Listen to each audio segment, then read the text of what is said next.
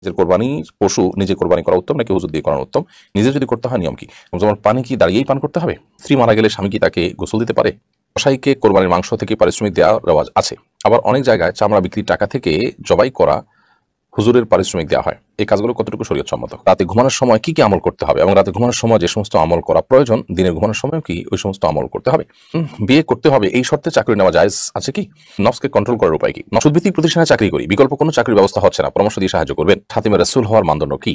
কেউ যদি অতিভক্তিতে রাসূল সাল্লাল্লাহু আলাইহি ওয়াসাল্লামের শান বিরোধী কোনো শব্দ চয়ন করে থাকেন, হোক সেটা লেখায় কিংবা বক্তৃতায়, তিনিও কি খাতিম হিসেবে গণ্য হবেন? পানিতে যদি দুর্গন্ধ থাকে তবে ওযু গোসল শুদ্ধ হবে কিনা? আকবর হোসেন আপনি লিখেছেন, নিজের কোরবানির পশু নিজে কোরবানি করা উত্তম নাকি হুজুর দিয়ে করানো উত্তম? নিজে যদি করতে হয় নিয়ম কি? নিজের কোরবানির পশু নিজে কোরবানি করা উত্তম, এটা সবচেয়ে ভালো। যদি আপনি কোনো আলেম বা অন্য কারো সহায়তা নেন সেটাতেও কোরবানি হয়ে যাবে। নবী সাল্লাল্লাহু আলাইহি ওয়াসাল্লাম যে কোরবানি যে করেছেন, অনেকগুলো কোরবানি তিনি করেছেন, এরপরে আলেমদেরকে দায়িত্ব দিয়েছেন প্রায় কোরবানি করার জন্য। তো নিজে করতে পারলে বেটার। এতে কোরবানির যে বিষয়টা, যে নিজে একটা পশুকে পালন করার পর তাকে ত্যাগ করা আল্লাহর রাহে, আল্লাহকে খুশি করার জন্য, এটাতে একটু হলেও কষ্ট হয়, সেই ত্যাগের মহিমাটা প্রকাশিত হয়। তবে যদি কোনো কারণে আপনার করতে অসুবিধা হয় সেক্ষেত্রে অন্য কাউকে আপনি করাতে পারেন। আর নিজে করতে চাইলে তার নিয়ম হলো বিসমিল্লাহ আল্লাহ, পশুকে ক্যাবলামুখী করে শুইয়ে এরপর আপনি তার মাথা উত্তর দিকে থাকবে এবং মাথা দক্ষিণ দিকে থাকবে এবং ক্যাবলামুখী করে তার পাও দিয়ে আপনি বিসমিল্লাহি আল্লাহু আকবার বলে আপনি তার গলা ছুরি চালাবেন। এবং ছুরি চালানোর ক্ষেত্রে লক্ষ্য রাখতে হবে যে একটু নরম জায়গায় ছুরি চালানো হয়, যাতে করে কোনো হাড্ডির উপরে না পড়ে। এবং তার যে খাদ্যনালী এবং শ্বাসনালী, এই দুইটা বড় বড় নালী যে দুটো, এই দুইটার জন্য কাটা যায়, এবং তার পাশে ছোট ছোট যে দুইটা রগ আছে সেগুলোর জন্য কাটা যায়। এই দুইটা খেয়াল করলে ইনশাআল্লাহ কোরবানি হয়ে যাবে, এবং বিসমিল্লাহ আল্লাহু আকবার বলে করলেই হয়ে যাবে। আসমা আক্তার আপনি লিখেছেন, জমজমের পানি কি দাঁড়িয়েই পান করতে হবে? জমজমের পানি দাঁড়িয়েই পান করতে হবে এরকমটি মনে করা সঠিক নয়। তবে এটা ঠিক যে জমজমের পানি প্রয়োজনে দাঁড়িয়ে পান করা যায়। নবী করিম সাল্লাল্লাহু আলাইহি ওয়াসাল্লাম জমজমের পানি দাঁড়িয়ে পান করেছেন।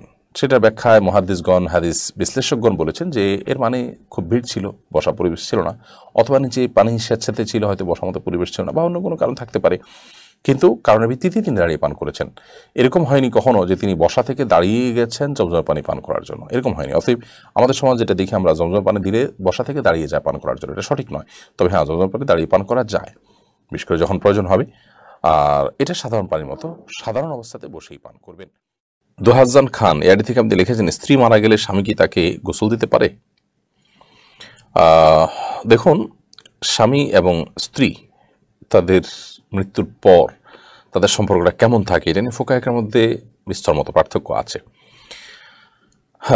স্বামী স্ত্রী তাদের কারো মৃত্যু হলে সেক্ষেত্রে তাদের দেখা দেওয়া এক জিনিস আর গোসল দেওয়া এক জিনিস, দুটোর জন্য দুই রকমের বিধান রয়েছে। ফুকাহা হানাফের মতো একরকম, অন্যান্য ফুকাহা একরাম কিছুটা ভিন্ন মত দিয়েছেন। স্ত্রী যদি মারা যান তাহলে সেক্ষেত্রে স্বামী তাকে গোসল দিতে পারবেন না, তাকে দেখতে পারেন। আবার অন্যান্য ওলামা একরামতে গোসলও দিতে পারবেন, দেখতেও পারবেন, কোনো অসুবিধা নেই। বিশেষ করে ফুকাহা হানাবেলা তারা এই মত পোষণ করেন, আর প্রথমটি ফুকাহা হানাফ পোষণ করে থাকেন। ফরিদ হোসেন আপনি লিখেছেন, কসাইকে কোরবানির মাংস থেকে পারিশ্রমিক দেওয়ার রেওয়াজ আছে।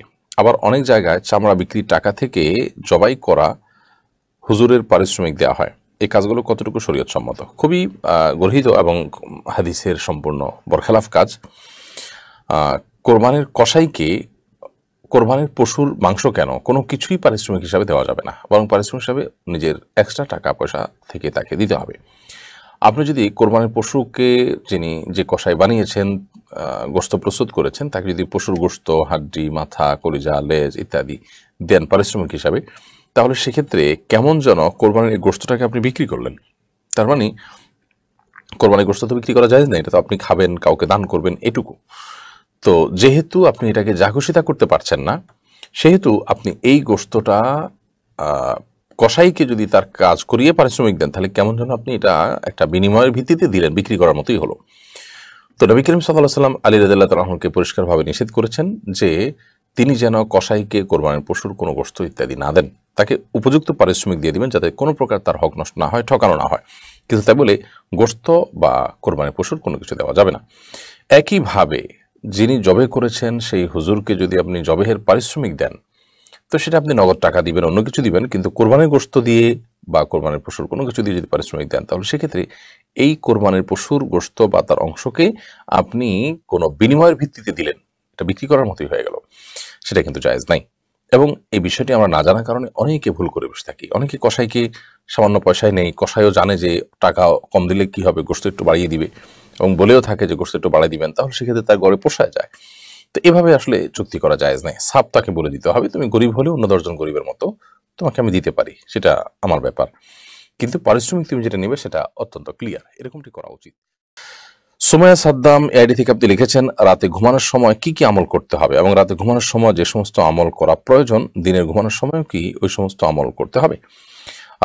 ঘুমের দোয়া নবী সাল্লাল্লাহু আলাইহি ওয়াসাল্লাম যেটি পড়তেন, শিক্ষা দিয়েছেন, বিসমিকা আল্লাহুম্মা আমুতু ওয়া আহইয়া অথবা আল্লাহুম্মা বিসমিকা আমুতু ওয়া আহইয়া, সেটা তো আমরা রাতে ঘুমাই কিংবা দিনে ঘুমাই, সর্বাবস্থায় আমরা সেটা পড়ব। কিন্তু যখন আপনি রাতে ঘুমোতে যাবেন তখন বিশেষ কিছু আমল আছে যেগুলো দিনের জন্য প্রযোজ্য নয়।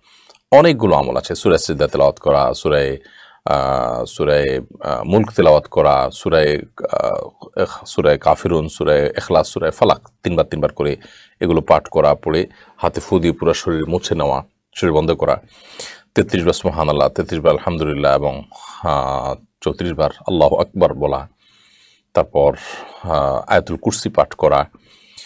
আর অনেকগুলো দোয়া আছে, আল্লাহুম্মা আসলামতু ওয়াজহি ইলাইক ওয়া ফাওয়াদতু আমরি ইলাইক ওয়া আলজাতু যহরি ইলাইক রাগবাতান ওয়া রাহবাতান ইলাইক লা মালজা ওয়া লা মানজা মিনকা ইল্লা ইলাইক আল্লাহুম্মা আমানতু বিকিতাবিকাল্লাযী আনসালতা ওয়া বিনাবিয়্যিকাল্লাযী আরসালতা।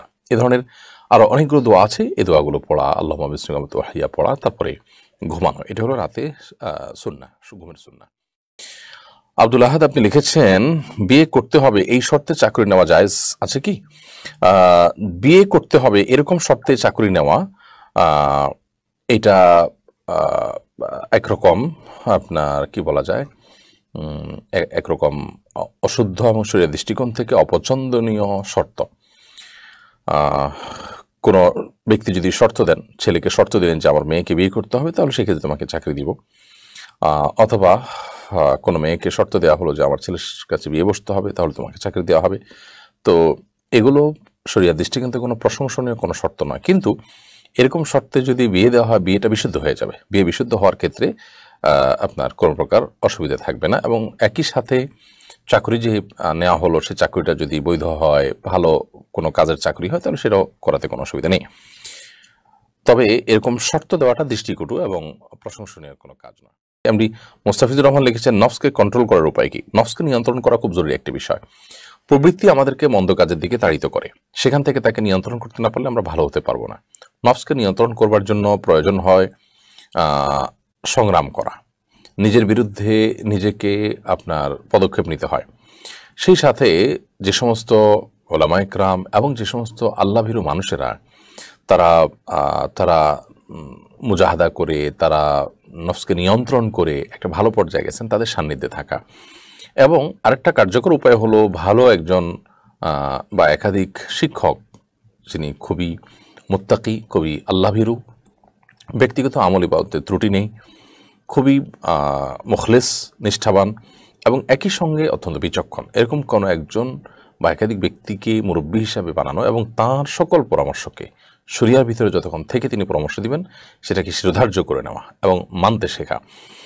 সেই সাথে আল্লাহ তাআলার কাছে দোয়া করতে হয়, আল্লাহুম্মা আতি নাফসি তাকওয়াহা ওয়া যাক্কিহা ওয়া আনতা খায়রু মান যাক্কাহা আনতা ওয়ালিয়ুহা ওয়া মাওলাহা। আল্লাহ, আপনি আমার নফসকে, আমার প্রবৃত্তিকে আমাকে আপনি তাকওয়া দান করুন এবং সেটাকে পবিত্র করুন, সেটাকে পরিচ্ছন্ন করুন, আপনি সেটার অভিভাবক প্রবৃত্তির। তো আল্লাহ তাআলার কাছে এভাবে দোয়া করা এবং এরকম আরও অনেকগুলো দোয়া আছে, সেই দোয়াগুলো আমরা পড়তে পারি।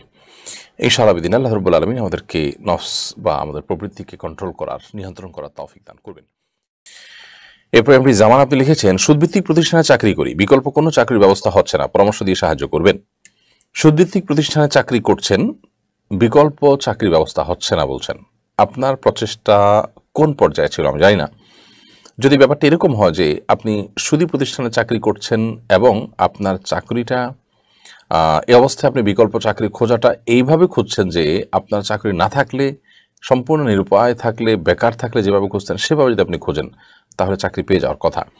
আর যদি চাকরি নাও পান তাহলে সেক্ষেত্রে আল্লাহর জমিনে করার মতো অনেক কাজ আছে যেগুলো হয়তো আমরা প্রেস্টিজ ইস্যুর অজুহাতে, নানা অজুহাতে হয়তো করি না।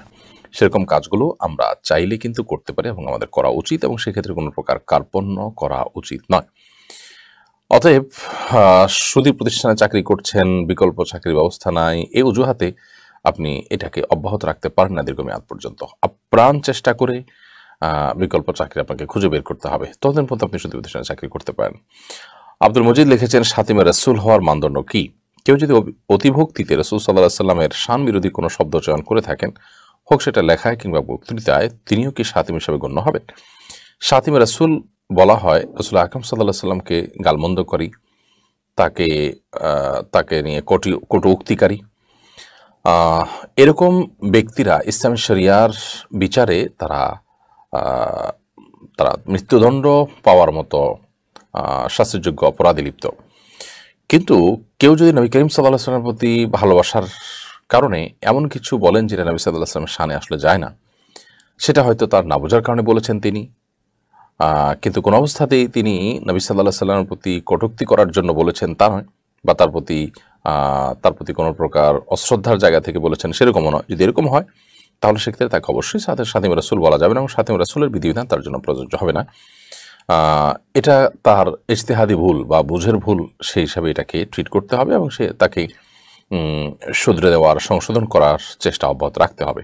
যাকে তাকে সাতিম বানানো, যাকে তাকে আপনার তার রক্ত হালাল মনে করা, এটা কোনো অবস্থাতেই সঠিক নয়, বরং এটার উপরে বিচার, বিবেচনা, বিশ্লেষণের প্রয়োজন আছে, ওলামা ইকরামের ফতোয়া আর প্রয়োজন আছে।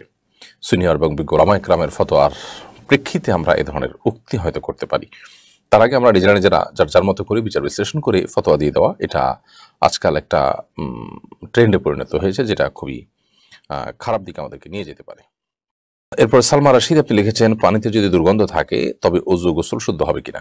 পানিতে যদি দুর্গন্ধ থাকে তাহলে সেক্ষেত্রে দেখতে হবে দুর্গন্ধটা কিসের। যদি নাপাকির দুর্গন্ধ থাকে তাহলে সেক্ষেত্রে সেখানে ওযু গোসল বিশুদ্ধ হবে না, আর যদি অন্য কোনো দুর্গন্ধ থাকে তাহলে সেক্ষেত্রে ওযু গোসল বিশুদ্ধ হতে পারে। মারজুক ইসলাম আপনি লিখেছেন, আমার আম্মু আমার বোনের চিকিৎসার জন্য কিডনি বিক্রি করতে চান, এটা জায়েজ হবে কিনা? আল্লাহ তাআলা আপনার প্রতি, আপনার পরিবারের প্রতি, আপনার মায়ের প্রতি, বোনের প্রতি রহম করে আমরা দোয়া করি। আপনাদের সমস্যাকে আল্লাহ তাআলা দূর করে দিন এবং আপনার বোনকে আল্লাহ রাব্বুল আলামিন পরিপূর্ণ শেফায়ে কামিলা দান করেন, আমরা দোয়া করি। আর আপনার আম্মুর জন্য এটা জায়েজ হবে না যে তিনি কিডনি বিক্রি করবেন, কারণ কিডনি বিক্রি করা মানে শরীরের কোনো অংশ বিক্রি করা, শরীরের কোনো অংশ বিক্রি করা এটা সম্পূর্ণরূপে নাজায়েজ এবং গুনাহের কথা। নবী করিম সাল্লাল্লাহু আলাইহি ওয়াসাল্লাম এর বিভিন্ন হাদিস থেকে যেমন এটি প্রমাণিত, কোরআনে কারীমের আয়াত থেকে যেমন প্রমাণিত, মানুষের শরীরের কোনো অংশ বিক্রি করা কিন্তু জায়েজ নাই। অতএব এটা আপনার মায়ের জন্য করা জায়েজ হবে না। তিনি সবর করবেন, তিনি চেষ্টা করবেন, তিনি আল্লাহর কাছে দোয়া করবেন, তিনি প্রচেষ্টা করবেন, তিনি তার জায়গা থেকে তিনি পয়সা জোগাড় করার চেষ্টা করবেন। আল্লাহ তাআলা তার সমস্যার সমাধান করে দিন, আমরা সে দোয়া করি। এরপর প্রশ্ন করেছেন মোহাম্মদ আলামিন, আপনি লিখেছেন, আমার ভাই যাকাত আদায় করে না, তার বাড়িতে খেতে হয়, আমি যদি খরচ দিয়ে খাই তাহলে আমার খাবার হালাল হবে কিনা? ভাই আলামিন, আপনার ভাই যাকাত যদি আদায় না করেন তারপরে তার বাড়িতে খেলে আপনার জন্য সে খাওয়া হারাম হবে না, কারণ যাকাত আদায় না করার কারণে তার সকল সম্পদ হারাম হয়ে যাবে, ব্যাপারটা সেরকম না। তবে তিনি যাকাত আদায় না করার কারণে কবিরা গুনাহে লিপ্ত, আপনি তার এখানে যেহেতু খাচ্ছেন থাকছেন, সেজন্য আপনি যথাসম্ভব চেষ্টা করবেন তার সাথে সখ্যতা তৈরি করা, তাকে দাওয়াত দেওয়া, তাকে নসিহত করা, সে চেষ্টা আপনি করবেন। আল্লাহ আপনাকে তৌফিক দান করুন। তাওহিদুল ইসলাম আপনি লিখেছেন, বর্ষাকাল শুরু হয়েছে, এই সময় গাছ লাগানোর উপযুক্ত সময়, বৃক্ষরোপণ সম্পর্কে ইসলামের কোনো নির্দেশনা আছে কি? বৃক্ষরোপণ এর ব্যাপারে অবশ্যই ইসলামী শরিয়ার দিক নির্দেশনা আছে। গাছ লাগানো ইসলামী শরিয়ার দৃষ্টিকোণ থেকে খুবই প্রশংসনীয় কাজ। এটাকে যদি কেউ সাদেকা জারিয়া নিয়তে করেন তাহলে সেটা সওয়াবের কাজ হবে। কেউ যদি এই নিয়তে গাছ লাগান যে আমি গাছ লাগালাম, এর মাধ্যমে আল্লাহ রাব্বুল আলামিন আমাকে আজর দিবেন, সওয়াব দিবেন, তাহলে অবশ্যই তিনি সওয়াব পাবেন।